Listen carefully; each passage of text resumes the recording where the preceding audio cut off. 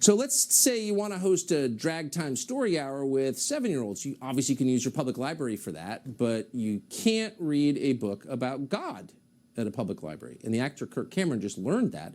Dozens of public libraries refuse to give him a slot to speak to kids about his new faith-based book called As You Grow.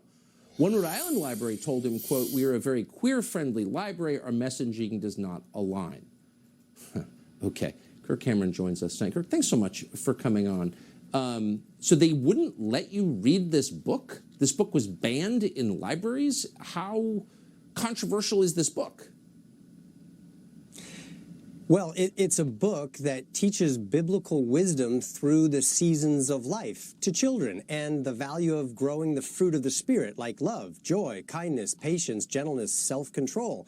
And I wanted to do a book reading at a public library, and I was denied by over 50 woke libraries that have hosted drag queen story hours. One of the most outrageous denials was Alameda County Public Library that said they didn't want that book teaching kids biblical values, while at the same time they're hosting a gender name change clinic tomorrow. And I'm thinking, wow.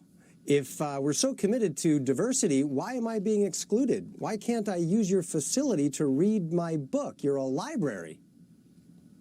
Well, yeah. So we began the show with a story about how the president of Ukraine has banned a Christian religion in Ukraine. And then we get to your story where the libraries ban your book. So the thread here appears to be fear and hatred of Christianity. Why do you think a religion based on peace and tolerance, turning the other cheek, not showing vengeance, is so scary? Well, my understanding of history is that the family and the church are two great pillars of Western civilization.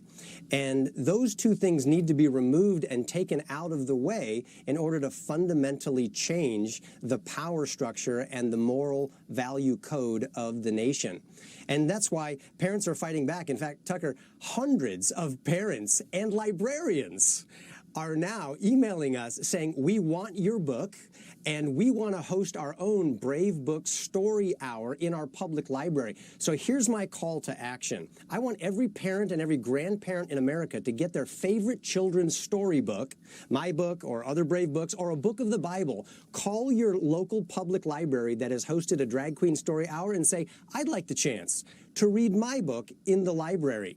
And if they say no, they're likely breaking the law and violating the Constitution, and they can contact bravebooks.com. We'll give them free books and all that they need to turn that denial into a revival in their community.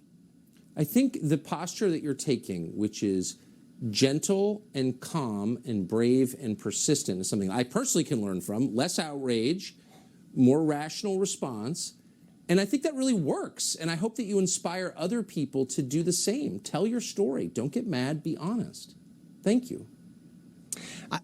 Thank you. I think you're right, Tucker. And to Christians particularly, we often get told no in the public square. We go home with our tail between our legs, crying in our Chick-fil-A soup, waiting for the rapture, rather than getting on the offense and saying, let's invest in our children and teach them the values we want them to learn.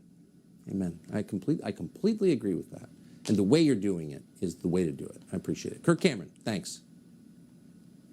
Thank you, Tucker.